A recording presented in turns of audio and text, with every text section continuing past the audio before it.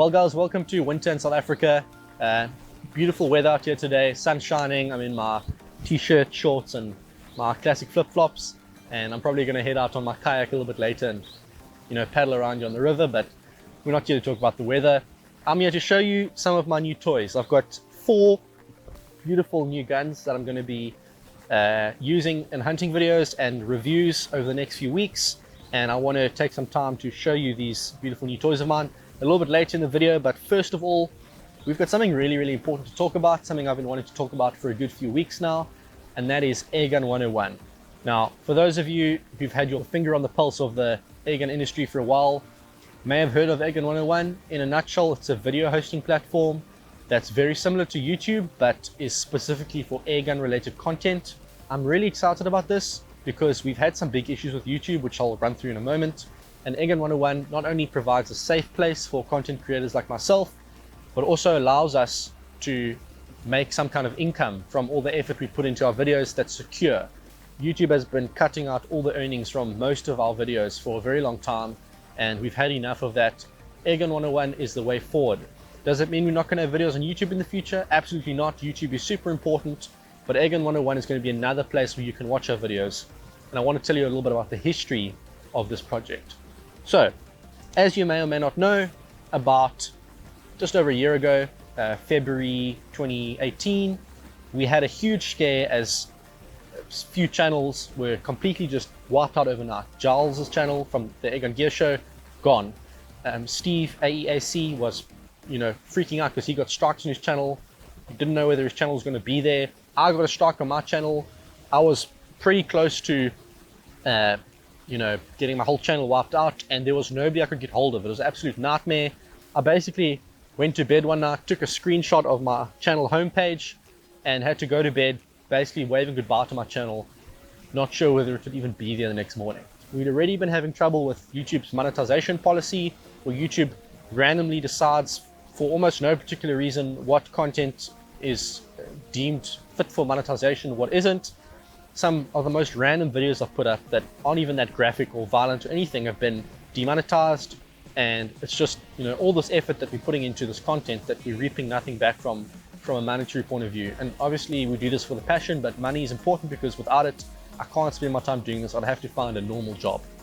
So anyway, that freaked us out, and basically we decided to hold an emergency meeting. Some of us, a lot of the YouTubers, we met in IWA, the trade show in Nuremberg in Germany. We all got together. We decided, okay, we need a way forward. And Giles from the AIRGUN Gear Show, who's got some background in techie stuff, proposed the idea of putting together our own video hosting platform that would be similar to YouTube, but would allow us freedom to do our own thing without being worried about it.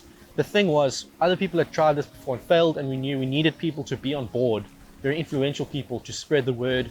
And after myself, Ted and Giles, after the 3 of us kind of all committed that we're going to be in this, the plan was set in motion. And a year later at IWA 2019, Giles started rolling this thing out. He planned everything. Giles had put a lot of money into it to make sure it was going to be working properly.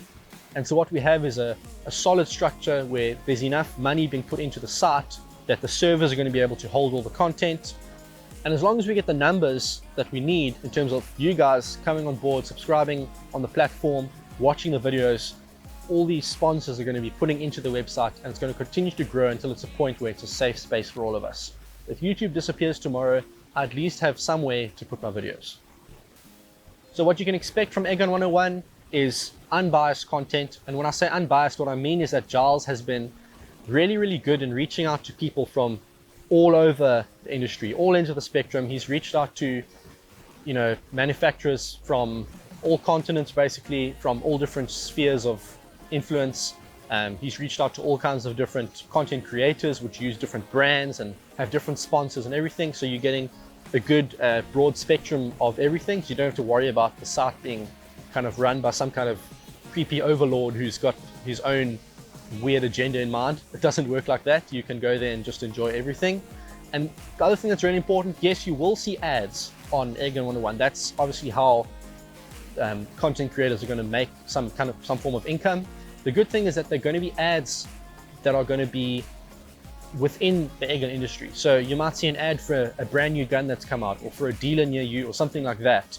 And that, in my opinion, is way better than having some ad for, I don't know, some stupid mobile war game or some app that helps you to sleep or something like that, you know. So I do believe it's the best way forward. Does this mean that YouTube is going to be put on the back burner? Absolutely not. What makes YouTube so important is that so many views that we get on YouTube are from people who are outside our industry, and that's good because it brings people into the world of air guns, into the world of even firearms in my case, and gets them on board, which is one of the reasons why this industry has grown so much. YouTube has to stay. YouTube is super important, and we're going to be keeping on making content for YouTube. What the site does mean, though, is that we're going to be able to, let's say, for example, as an incentive, I can upload a video early to Airgun 101, let's say a few days or a week before it gets put on YouTube, so you guys can see it early. I can do behind the scenes edits, and we can do extended versions of the videos I put on YouTube. I've done that already. A lot of my videos have some like graphic hunting scenes, which I'm not allowed to put on YouTube because YouTube will take it down. I can put that stuff on Airgun 101 and you guys can see it. So I'll put a link down below. You guys can look at Airgun 101, and I really believe you're going to want to be part of that because it's going to be the way forward for certain. Okay, I know too much about Airgun 101. Let's get on to the guns. I've got 4 new guns that I'm going to be playing around with over the next few weeks and filming reviews of and doing hunting videos of.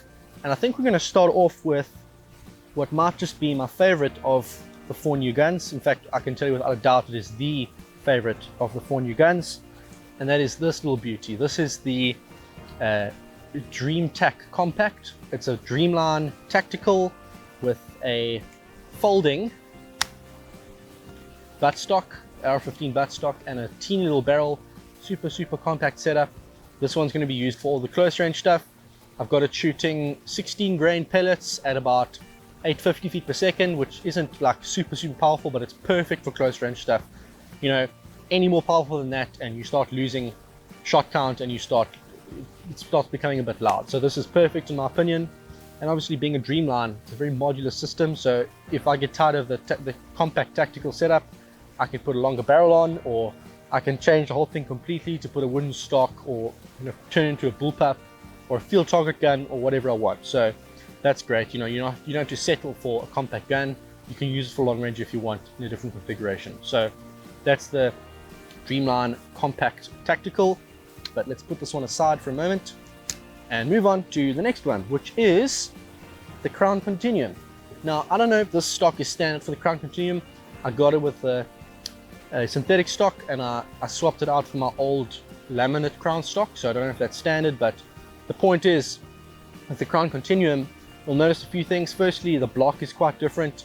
You've got the new AMP regulator, you've got a Picatinny rail on the top, it comes with the new FX side shot magazines, which are easy to fill up much quicker than the older magazines, and in general I just find a lot smoother. A new barrel system which can be clamped from both sides with 4 screws instead of 2. They've got a new system where the housing of the barrel is the shroud, and it's really supported nicely within there, so that makes it lighter and more sturdy. And as you'll notice here, this one's really compact. It's a really nice length. Obviously I've fitted the silencer on here, but it's a really nice length. I believe it's the perfect length for a 22 caliber. Any longer than this and it starts becoming a bit awkward in this form. So I really like that. And then if you want to change it out, it comes in this case with a 700mm barrel. So you have a bench gun, essentially super rigid barrel, bench gun and a compact gun for hunting. No complaints there. You can do anything you want. I personally probably won't be using this for the bench as much. I think the impact's probably going to be my bench gun. I've done well with that in the past. But look at that. This is awesome. This is going to be used a lot. I've actually got plans to use this within the next few days. So yeah, prepare to see some hunting videos coming your way. But that's the Crown Continuum. Let's move on to the Impact Mark II. Now you will know a lot about the Impact Mark II. You will have seen reviews of it already. You will have seen a lot of hunting videos of it. Generally, as I said, in South Africa, we're one of the last people to get stuff. So this is probably one of the first Impact Mark IIs that has come into the country. We're kind of really far behind on that, but let me show you my 2 guns that I've got set up here. First one is my compact gun, which is going to be used for well, I won't say all the close range stuff because I've got this thing really tuned up still. It's only a 600mm barrel, but I've got this one set up to shoot 27 grain slugs at 950 feet per second, 940, somewhere around there, which is 60 plus foot-pounds. So awesome long range setup. I've got a Nightforce AIRGUN R on top. I've got a lovely Spartan V1 Bipod at the bottom here, which is a wide carbon fiber bipod, which is super stable and very adjustable. I've got the Saber tactical cheek riser here, so I can get the height I need for the scope. I've got a Kraford and Lypt rear part over here with the adjustable pod at the back, so I can get the height I need for those long range shots when I take them. So that's a great setup, and you're probably going to see this gun the most over the next few months because I've just got this one dialed in and I really like it. But I've got another gun here, and before I pick it up even, I want to mention that there's some new stuff on here that I can't talk about until I think September or something. So you're not going to see this gun as much, but it's going to come September or whenever the stuff's ready. You're going to hear a lot about it. But anyway, this is my long range beast.